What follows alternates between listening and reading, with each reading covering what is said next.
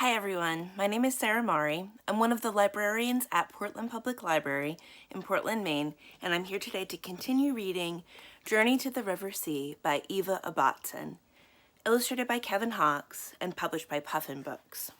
We're going to pick up where we left off with chapter 13 after the twins and Maya have been at the party and Maya has been trying to set up the twins to betray her. Chapter 13. The twins, in their fleshy pink party frocks and satin shoes, had run out into the street. They panted across the square, turned down a side road, and as they ran, they quarreled. "We can't go and see those men without Mummy," said Gwendolyn. "Yes, we can. I know where the Pension Maria is. It's quite near." "But it's down by the docks. There are awful men there. I'm not going without Mummy," said Gwendolyn obstinately. "All right, then, we'll get her. But don't blame me if she tries to get half the reward." "We won't. She won't. We won't. She won't. We won't let her. It's for us and no one else." A man came out of his house and stood by his garden gate. "You see, he wants us for the white slave trade," said Gwendolyn, and tried to run faster. The man, who had come out to walk his dog, crossed the road, but the twins did not stop until they reached the club where their mother was playing bridge. "Right, that's it," said Mr. Trapwood. He shut the lid of his case. "In another couple of hours we can go on board." He looked longingly at the lighted ship, ready for her start at dawn. She looked so clean, so nice, so British. Mr. Lowe came to stand beside him.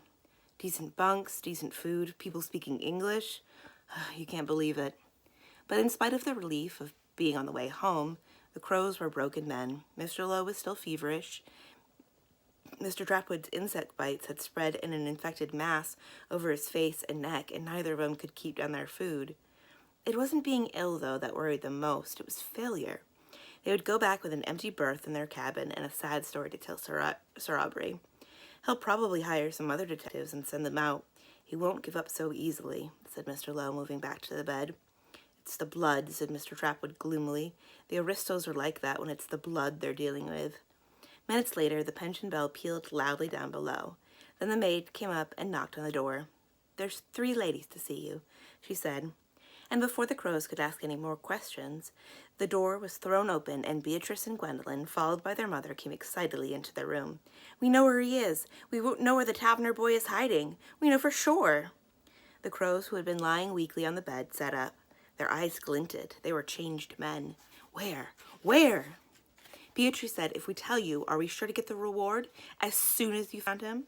"Of course." "All of it?" Yes. He's here in the museum, the Natural History Museum, just down the road."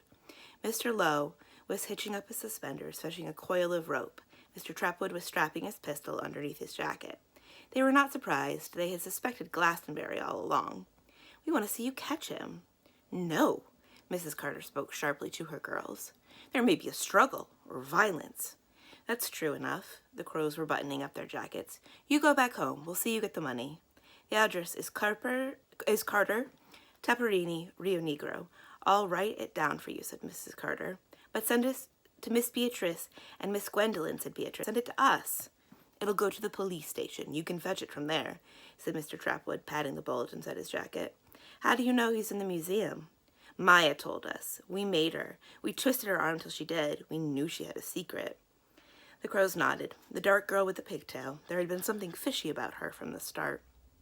"Now, ladies, if you just go home, everything will be taken care of, and I assure you that your reward is safe." The museum, of course, was locked, but it was not difficult to find Professor Glastonbury's house. It was a modest bungalow in a quiet street lined with palm trees. The crows rang the bell, then thumped on the door, and then rang again. After a long time, the door was open, and an old woman peered through the crack. "We want Professor Glastonbury. At once. Fetch him." "Nada," she said. "Nothing. No here." "Yes, he is. You're lying." The crows pushed her aside. The professor's house had a small study, a sitting room, and a bedroom with an empty bed. "Where is he? Tell us at once." They shook her roughly by the arm. "Where?" "Izanobios. Fetch Bichos for the museum." "We'll find his keys then." "No keys." "Don't lie to us." The crows were losing their tempers. "No lies," she said. "Professor has keys on himself." "We're wasting our time," said Trapwood. "Come on, we'll go to the police. They'll force the door open." At the police station, there was only a glimmer of a light in one window. The crows thumped on the door, shouted, and banged on the glass. At very last, a young man, his uniform unbuttoned, came out yawning. "You must open the museum at once," shouted Mr. Trapwood. "The Taverner boy is hiding there." The museum. You must open it quickly," squeaked Mr. Lowe. The policeman shook his head. "Colonel De Silva no here." He yawned again and tried to go back into his office, but the crow pushed inside. "Show us where your tools are for entering a building." "What is tools?" asked the befuddled young man. But the crows were already rampaging through the building, opening doors and peering in cupboards. "Here, these will do. A chisel, a crowbar, and this metal rod. We can use it as a battering ram." "Right." Ignoring the young policeman, who was shouting and waving his arms, the crows ran out into the street. The outer door of the Museum of Natural History was massive, but the crows were no longer the ill, feeble men they had been an hour ago. They were men of steel now that they were close to success. They chiseled and they pried, they cursed and they sweated, and presently the hinges broke and they were through. "Find the lights," ordered Mr. Trapwood. Mr. Lowe bumped into an anaconda, stumbling over a case of Codis, and found the switch. The whole world of the rainforest appeared before them, coiled snakes and crouching monkeys, huge caimans with bared teeth. It all looked very different at night. He might be anywhere. They began to search. "Come out, Taverner. We know you're there. Your time's up, boy. We won't hurt you. You'll be all right with us." They went on shouting and searching, behind a case of capybaras, under a bench holding an aquarium of piranha fish, on the top of the cupboard of pelts. Nothing. They went into the second room and the third, then up the stairs to grope among the throwing spears and necklaces of teeth. Still nothing. Downstairs again into the professor's office and his lab. Nothing except an eerie skeleton on a metal stand. "Get the girl, the pigtailed girl. We'll force her to tell us." "All right." Mr. Lowe made for the door. The yellow eyes of a snarling jaguar stared at Mr. Trapwood. He didn't much like the idea of being in the museum alone. "No, wait, I'll come with you. We may have to bring her by force."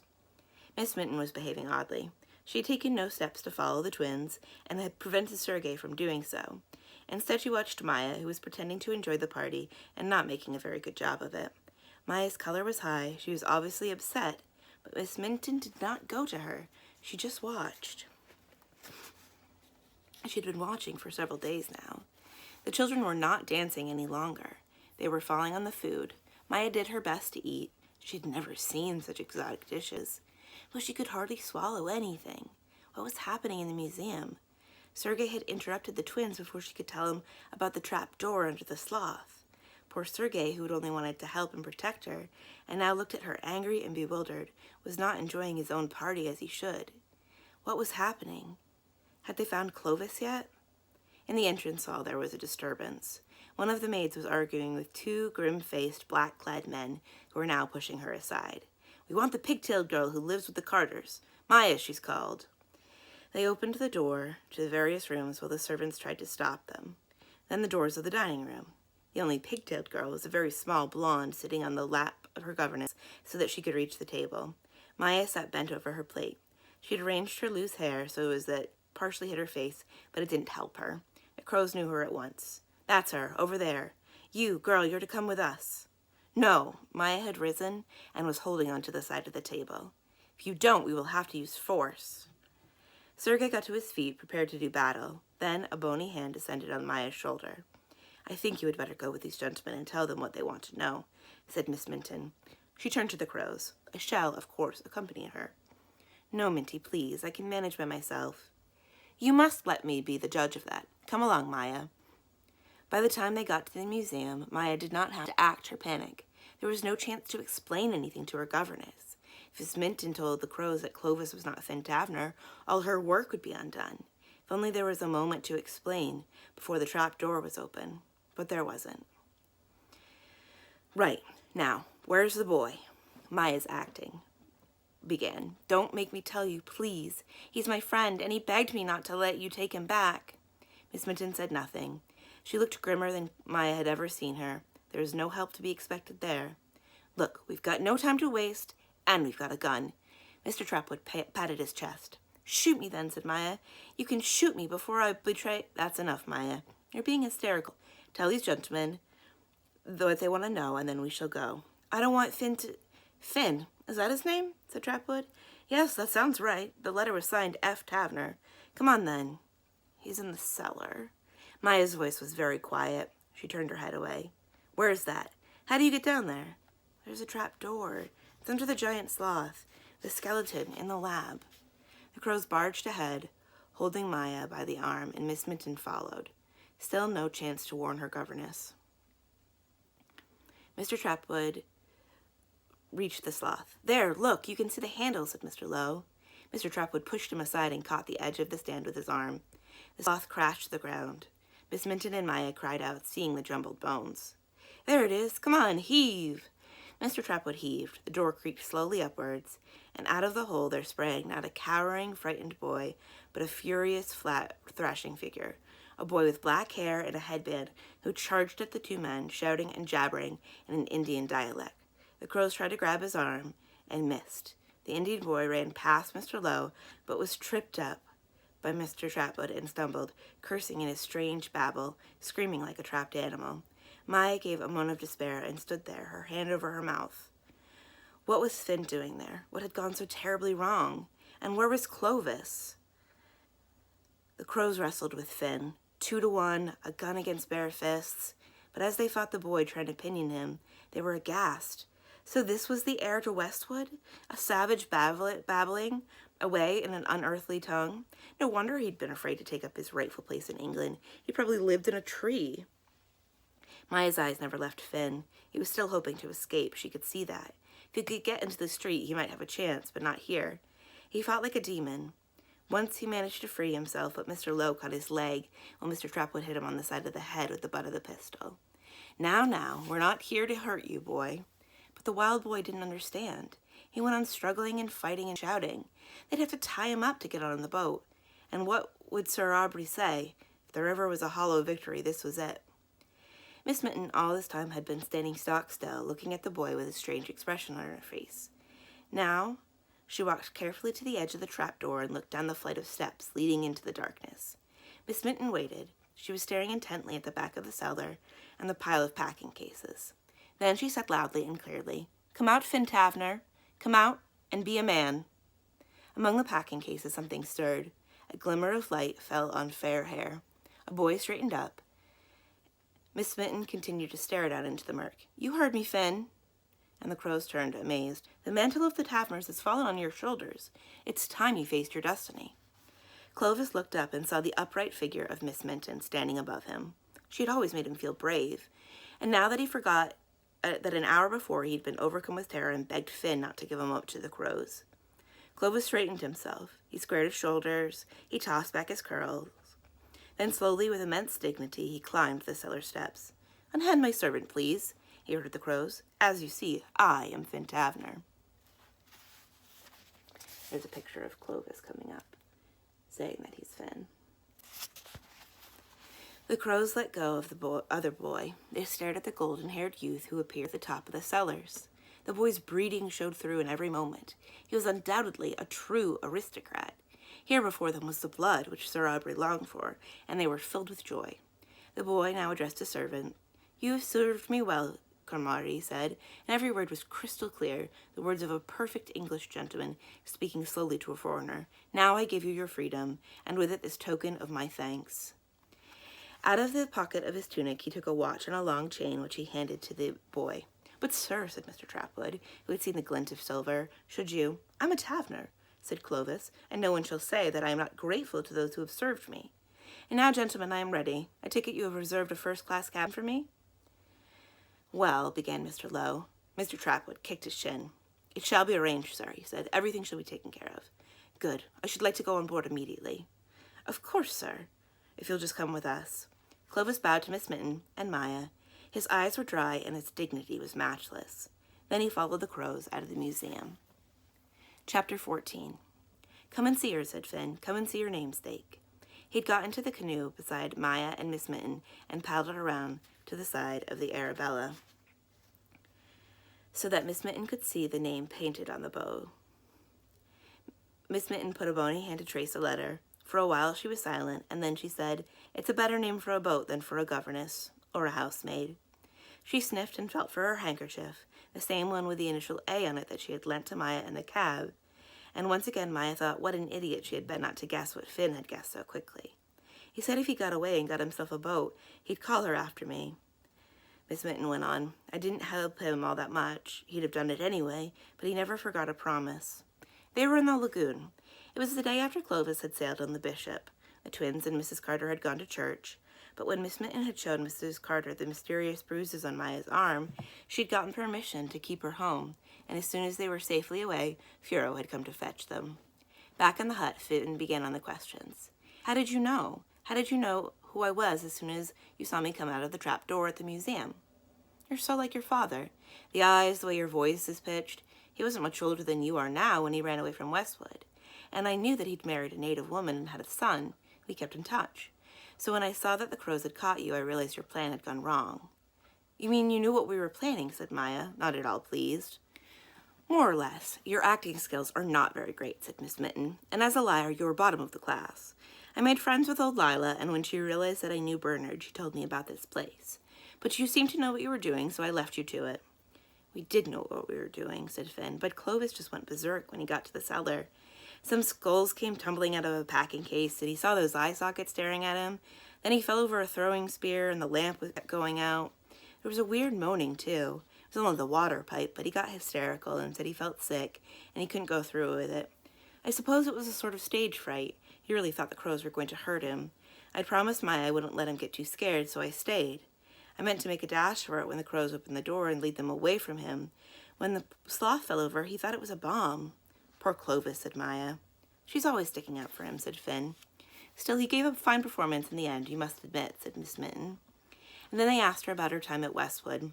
I was just a housemaid, she said. No one called me Arabella. The butler wouldn't permit it. I was always Bella, except to Bernard. She had told them about what had happened after Bernard left. You can't imagine the uproar. Everyone was stamping about and shouting, but they were angry, not sad. And then, very soon after, the butler found me reading in the library. No one read the books at Westwood. I was meant to be dusting them, not reading them, and I was dismissed. And it was the best thing that ever happened to me. I remembered what Bernard had said. I should go away and get an education. He said that there were colleges where you could study at night and earn your keep during the day. So I went to London and I did just that. It took me 6 years to get a degree, but I did. Miss Mitten looked away and permitted herself a smile, for she had gotten not just a degree, but a first, which no one had done at that college before. So then you became a governess, said Maya. Yes, but Bernard wrote to me and his letters made me want to see the place where he was happy. I tried hard to save enough for the fare, but I never succeeded, and this job came up with the Carters. Just 2 weeks after I accepted it, I heard that Bernard had died. The letter came back with a blue cross and deceased on the envelope. It was a fearful shock, and then when I came out here, I guessed what the crows were up to, and so I kept my eyes open. I knew how Bernard felt about Westwood, and that he would hate his son to be dragged back there against his will. Well, thank goodness you did, said Finn. But Miss Mitten now wanted to see the animals that Bernard had written about. Does the anteater still come, she asked, and the capuchin monkey? Finn said yes, and showed her everything. The hummingbird bottle, the place where the turtle hauled out of the water, while the dog paddled between them. I see why he was so happy here. It's a wonderful place. Yes, but Finn's going away.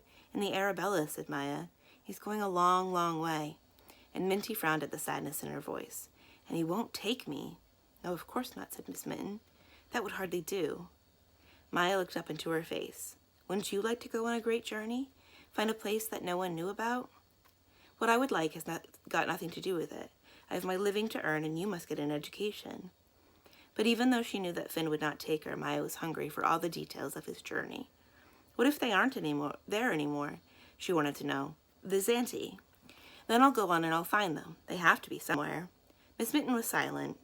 It wasn't strictly true. Tribes had been wiped out by illness or fighting or been kidnapped. She could not be happy about a boy of his age making a journey alone, but she had no power to prevent Finn from living his life as she wished. Maya was a different matter. She was wholly responsible for keeping Maya safe, and it was out of the question that the girl should be allowed to go. It was as they came away from the lagoon in Furo's canoe that Miss Mitten suddenly told Furo to stop. A breeze had sprung up, and the leaves of a tall, broad-leaved tree blew to one side. She had seen on the trunk a large and most exquisite butterfly. Miss Mitten did not chase Butterfly. But this one was so enormous and so beautiful and so still that she clambered out of the canoe and went to look. My goodness, she said. The butterfly was still because it was dead. Dead but perfectly preserved in the web of a large spider who had left it there and would probably come back and eat it later. Very carefully, Miss Mitten took the butterfly from the tree, using her handkerchief so as not to touch it directly, and carried it back. "Oh," said Maya, "I've never seen anything like that." And even Furo shook his head. The brilliant yellow and black wings ended in two long tails, like the tails of a swallow. "It looks special, doesn't it?" Maya went on. "Professor Glastonbury will know what it is." Miss Mitten nodded, trying not to feel excited. "It is most unlikely that it will turn out to be anything unusual," she said firmly, but Maya saw her looking at the creature lying on her lap again and again. In Menace, it quickly got about that Finn had been snatched up by the crows and taken aboard the Bishop, and that it was the Carter twins who had betrayed him. The reaction of almost everyone was anger. Anger with the crows, anger with the twins. Colonel de Salva was particularly upset. All the trouble that he had taken to lead the crows astray had come to nothing. He had failed his old friend Bernard, and he was going to miss Finn. "I better go and see what's to be done about the Arabella," he said to his second-in-command, "and all Taverner's things. The dog will go wild, I imagine. He can fend for himself." He sighed. "I'll go next week. The native people will make sure that no one steals anything. And if those wretched Carter twins come again to ask about the reward, send them away with a flea in their ear. The boy hasn't been gone 3 days. Nasty, muddy-grubbing little worms." And he turned aside and spat out of the window, a thing he hadn't done since he was a young cadet, and thought that spitting was the thing to do. Professor Glastonbury had had trouble with the exhibits he was supposed to collect in Obdos, and had been late coming home. It was therefore not till nearly a week had passed that he came back to the museum and found that his first caller was Miss Mitten. Miss Mitten had been distressed when the sloth came crashing to the ground, and although they had been able to right the skeleton before they left, there had been no time to examine it. Now she had knocked on the door of the lab and found the professor standing by it with a worried look. "I came to ask if there had been any serious damage. We never thought the crows would be so violent." "No, none of the bones are broken. The backbone's been dislodged, but I can fix that." He went to shut both the lab door and the door of his office. Then he said, "I'm not quite clear what happened. They say that Finn's been caught and dragged back to Westwood, but surely Maya wouldn't have given away his hiding place." "No, it wasn't like that, or only in a sense." And then she told him the whole story, about the children's plan and the way it had nearly gone wrong, and the happy ending. The professor was delighted. "So Finn is safe, and of course I should have guessed that you were Bella. Bernard spoke of you as the only friend he had as a boy. Finn's keeping out of the way, you say? For the time being, till Clovis is safely out to sea. Then he'll sail off in the Arabella, and I'm afraid Maya is going to be upset. She's a great thirst for adventure." "And you, do you have a thirst for adventure?" the professor asked. "Who doesn't?" said Miss Mitten, and shrugged. Then she took out the box in which she had packed the butterfly. "I was wondering if you knew what this was." Very carefully, the professor lifted the layers of cotton wool. "Good heavens! Don't tell me you found a Hanet's swallowtail." He took the box over to the window. "But you have, and it's perfectly preserved." Miss Mitten explained about the spider web. "I could get you a good price for it if you wish to sell it. They're very rare. I know a collector in Menace has been wanting one. Or I could buy it for the museum, but you'd get a better price from him." "What sort of price?" "In English money, about £80. Miss Mitten stared at him. "But that's almost half my yearly wage." "Well, that's what it's worth. More if you sent it to England. After all, Taverner lived by collecting and selling things he found, and he's not the only one."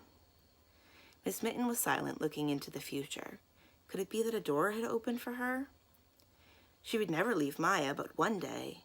Was it possible that she could escape from the drudgery of teaching children like the twins? The professor, watching her, decided to strike while the iron was hot. "I have to go to lunch now," he said. "I know you don't care for foreign food, but if you wished I could give you a list of things that are worth collecting. Some of the plants' resins are very valuable, and you don't have to go after them with a net." Did I say I didn't care for foreign food?" Miss Mitten said huffily. "I don't remember saying it. In fact, I didn't say it." Up in the bungalow, the twins thought of nothing but the reward. When would it come? What would they do with it? How could they stop their parents from trying to get a share? Maya heard them still whispering about it when they went to bed. Sometimes their voices rose and they seemed to be on the edge of a quarrel, but then they made up again because they saw themselves as standing alone against the world. "And as soon as we get it, we can get rid of Maya." That was the other thing that they whispered about. They had gotten rid of Mrs. Porterhouse by accusing her of stealing their things, and they had gotten rid of Mrs. Chiselholm by telling her mother that she had been seen in Manus with men. They'd have to think of something different for Maya, but they would do it, and once Maya went, Miss Mitten would go too. And while the twins quarreled about the reward, Mr. and Mrs. Carter quarreled about Maya's allowance. "I tell you," said Mrs. Carter, "I have to have this month's allowance for Maya. It's no good you hanging on to it like you did last month." "Well, you can't. The twins need new dancing shoes, and the dentist said they should have braces on their teeth. You know how expensive it is. You don't want your daughter struck with crooked teeth, do you?" "If all I had to worry about was my daughter's teeth, I'd be a happy man.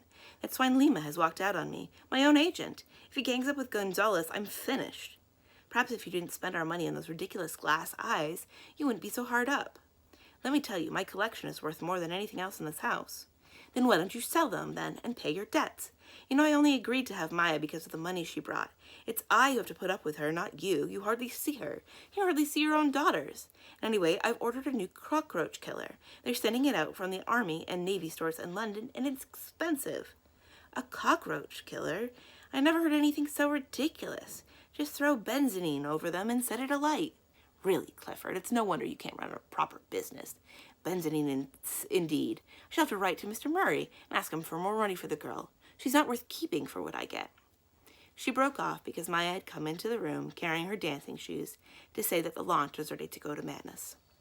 Maya had heard the quarrel, their angry voices echo through the bungalow. It was a long time since she had thought that the Carters had taken her in because they wanted her, but knowing that she would still be living with these people after Finn had gone was hard to bear. 2 hours later, she was playing the piano to Mr. Haltman and had forgotten her misery. She was getting on well, but the best part of her lesson came at the end when Haltman made her sing. She still wouldn't listen when he suggested that she have her voice trained, but she asked him about the native tribes. Had their song been collected, and could she get hold of them? "I mean the Indians that live in tribes in the forest, not the ones near the town." "A few of them had been collected," he answered. "Only a very few, but there is much work to be done. You would find these songs very difficult and not easy to write down." "But could it be done?" "Yes, with patience and a good ear." He smiled at Maya's eager face. "And you have both, I think." At the dancing class, everyone knew that Finn Taverner had been caught by the crows, that the twins had betrayed his hiding place, and that he was on his way to England and the dreaded Westwood. Everyone was sorry, and no one would speak to the twins. Even before the news of the reward, the twins had lived on their own, so they didn't notice. Sergei was not there. His father had taken him on a journey upriver, but Mademoiselle Lily had brought in Olga. The Kaminsky's governess had come with red-rimmed eyes and the news that her father had died back in France and that she was sailing home on the next boat to Europe. "I am thinking," she whispered to Miss Mitten as they sat and watched the children dance, "why don't you come and take my job? The Kaminskys are excellent employers. Well, you have seen them." "I can imagine there would be no one better to work for," Miss Mitten said, "but I couldn't leave." "Perhaps they would have Maya also. The children are very fond of her, Sergei in particular." "When do you leave?" "In 2 weeks. My poor mother is quite distraught." "I'll think about it. Thank you," said Miss Mitten. But she doubted whether Mr. Murray would give permission for Maya to go live with an unknown family of Russians. She would say nothing to Maya. There was no point in raising her hopes. Though Finn had made it clear that he would not take Maya with him, she could not stop dreaming. It seemed to her that there could be nothing better than to travel on the Arabella on and on and on. To wake up at dawn and to cook breakfast over a Primus stove and watch the herons dive for fish, to feed logs into the firebox and smell the wood smoke as they caught, and then to chug up the still, dark rivers, with the trees leaning over to give shade, or across the sudden white-water lagoons where the water was milky in the sunlight. This is what she imagined that evening in the school library, sitting on top of the ladder, reading about the treasures that the Amazon would pour into the lap of those who were not afraid. But she had not then imagined Finn who was obstinate. He could be bad-tempered and curt, and he was far too full of his own opinions. But she had fallen into friendship with him as surely as the soppy older girls at school had fallen into love. And now he was going, and Clovis had gone, and she would be left alone with the twins. At first, hoping that Finn would change his mind and let her come, she had worked extra hard in helping him with the Arabella. But after a while, she became so interested that she helped for its own sake. "Have you got any books about boats?" she asked. One doesn't learn about boats from books, said Miss Mitten, but she found a manual about the maintenance of steam launches in a second-hand bookshop in Venice. What do you think they'll be like, the Zante? Maya asked Finn, and he shrugged. My father said that they were the kindest people he had ever met, and that they knew everything there was to know about healing. I'd like to learn from them. After all, 3/4 of the medicines we use come from plants, and most of them come from the forest here. He hesitated. I thought maybe one day I could become a doctor, but not the kind that just gives people pills.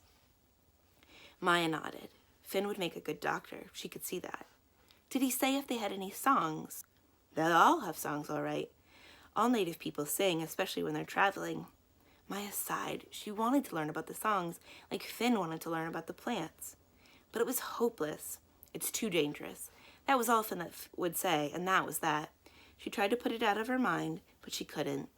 There were girls at school who wanted to ride, and others who wanted to go on the stage, and there was a girl who'd made a terrible fuss until she was allowed to learn the oboe. Not the flute, not the clarinet. It had to be the oboe. They knew that these were the things for them, and Maya knew that boats were for her. Boats, and going on, and not arriving unless one wanted to. When they weren't working on the boat, Finn took her into the forest. He showed her which nuts to pick and which to avoid, how to get fruit down from high branches, and how to walk quietly, picking up her feet higher than usual, not thumping and blundering about. Once he brought down a paca with his bow and arrow. They're good to eat, he said. You have to be able to kill for food if necessary. And he waited for Maya to make a fuss. But though she turned pale when the little rodent twitched on his arrow, she said nothing. He showed her how to make body paint from berries and how to fetch water from the river without getting scum into the kettle. And the more she learned, the more she wanted to learn, and the more she dreaded the day of his departure. But he wasn't gone yet.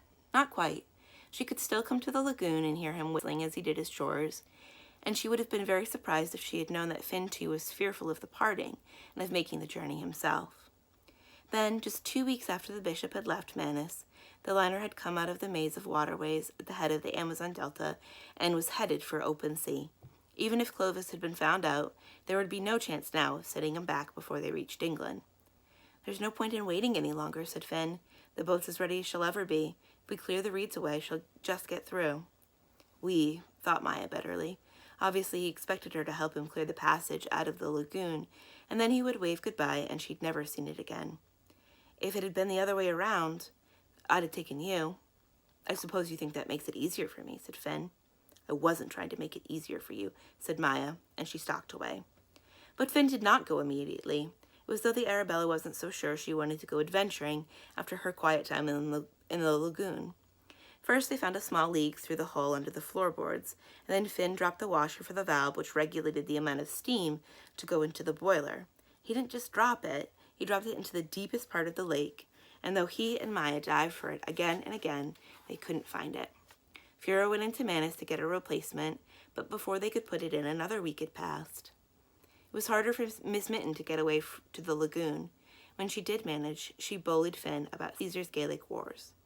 Those legions are never going to get across the bridge at this point, she said, looking at the book, still open at page 57. But when she had finished lecturing Finn about the importance of Latin to someone who wanted to collect plants, she lent a hand with chores, scrubbing the floor of the hut to whiteness. Having been a housemaid always comes in useful, she said. One afternoon, when the children were on their own, they saw that the macaws in the trees that had guarded the entrance flown up and squawked. But it was not Furo who had come to fetch Maya. It was Colonel de Silva, with his second-in-command, come to take charge of Bernard Taverner's possessions. Dio, she said, paddling up to the hut. What is this? So Finn explained, and when he had finished, the colonel was laughing so much that it looked as though he were going to fall in the water. The idea of the Crows bringing a penniless actor to Westwood was the best thing he had heard in ages. And you, senorita, he said to Maya, a heroine no less. He told him that instructions to pay the reward for Finn's capture had been telegraphed from the bishop, so Mr. Trapwood and Mr. Lowe could have no suspicion that they did not have the right boy. Then came the day that Maya had dreaded. The last of the provisions were loaded into the Arabella, manioc flour and dried beans and oil for the prima stove and gifts for the Zante. That night, Finn came to say goodbye to Furo and the others. You're to look after Maya, he told them. Promise me you will not let any harm come to her. And Firo, who had been sulking because he too wanted to go with Finn, gave his promise, as did Tappy and Conchita. Only old Lila was inconsolable, weeping and rocking back and forth, and declaring that she would be dead before he returned. Watching out from her window, Maya saw him come out of Lila's hut, and for a moment she thought that he was going to leave without saying goodbye. Then he walked across the compound and stood under her window, and she heard him whistling the tune that he had whistled on the night she had came. Blow the wind southerly. She ran outside and then hugged him and wished him luck and did not cry. You're not going to spoil it for him, Minty had said, and she didn't. But when he was gone, she stood for a long time by the wind, trying to remember the words of the song. It was a song begging the wind to bring back someone who had gone away in a ship, but she did not think it ended happily. Well, why should it? Why should the wind ever care if she never saw Finn again? And that's where we're going to end for today. We'll pick up tomorrow with chapter 15 of The Journey to the River Sea by Eva Ibbotson, illustrated by Kevin Hawkes and published by Puffin Books. Thank you for listening, and I hope to see you again soon.